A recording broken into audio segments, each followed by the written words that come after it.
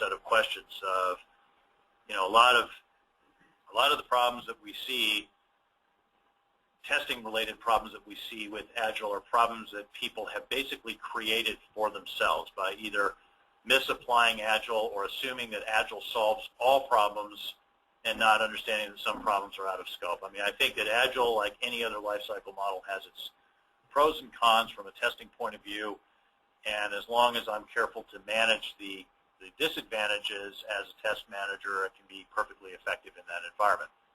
It's exactly the same as a V model. It's just a different set of challenges. Okay, we got a question here from Shoot. V model. What happens if one phase needs to be repeated? For example, system test phase. Will the V model in this case really be a V model as opposed to a circular model, I guess? Which is a good question, and I think that gets to the issue of under planning your testing, right? Because when he says repeat, I'm assuming he's saying I need to go back and rerun some or all of the tests that were previously run. Well, if I planned properly, by properly here I mean with a proper expectation of the number of bugs that I'm going to find and the amount of regression testing I'm going to need to do based on those bug fixes and so forth, then that's already part of the plan, right? If I get to the end of the scheduled system test time and we're not ready to ship, then something's wrong, right? There was a breakdown in the planning and estimation process. Now, I'm not saying that was the test manager's breakdown necessarily. The test manager may have been misinformed about how bad things were going to be when it was delivered. But nonetheless, the testing period should be estimated in such a way that it's not just long enough to get through every test once, but it actually includes regression testing, confirmation testing, waiting for bug fixes, and so forth, right? Is that a question over here or just a stretch? Okay, no problem. Okay, got a question here from Brian.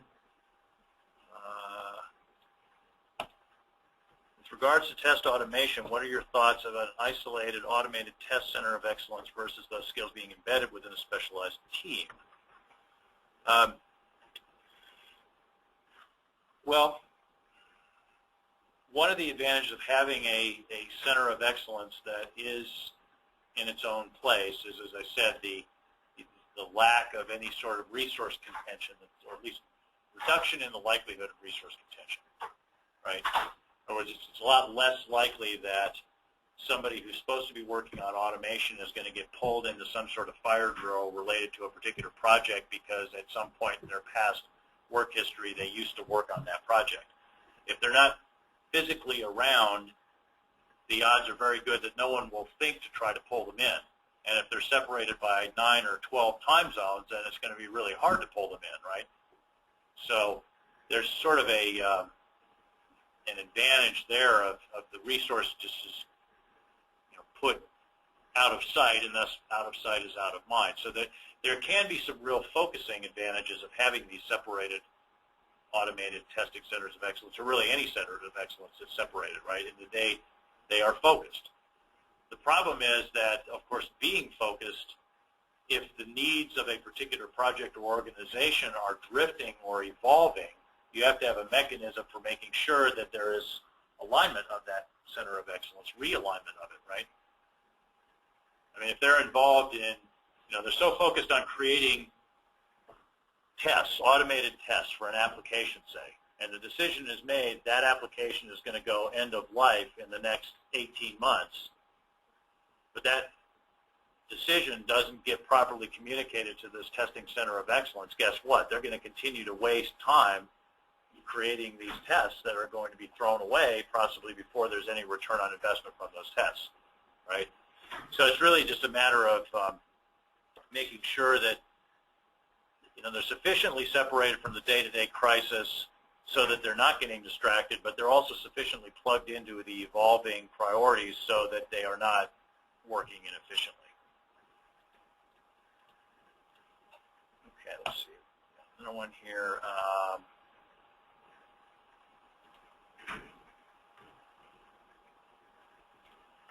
Yes. Thank you, Maya. Maya makes a suggestion. Undock the questions pane and stretch it out. Yes, that's right. It does help.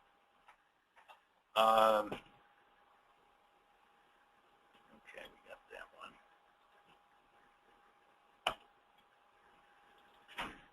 All right. Any other questions from you guys? Anonymous Financial Enterprise? No? Okay. Well, that wraps up then the questions. So to close the session, tell you a little bit more about resources available through RBCS. These free webinar sessions run once a month. If you go out to the website, rbcs-us.com, you can see the little sign-up spot. It's on the lower right-hand side. If you have difficulty finding it, you can send me an email. I'll show you where they are. We have this. We run the sessions at this time, and then again in the evening to make it easy. So if you can't catch one because of a meeting or something, you can always catch it in the evening if you want. And if you can't catch it live, you can always get a recorded version of it. So if there's something interesting but didn't get a chance to catch it, then there's the recorded webinar is posted usually within about a week of it being run live. If you want a special webinar presentation for your company only, then that can be done. You send an email to info@rbcs-us.com, and we can arrange that dedicated webinar. We have a free newsletter that comes out. Basically, there's a newsletter every other month and a discounts and special offers thing that comes out in the interleaving month. So you can sign up for that on the website as well.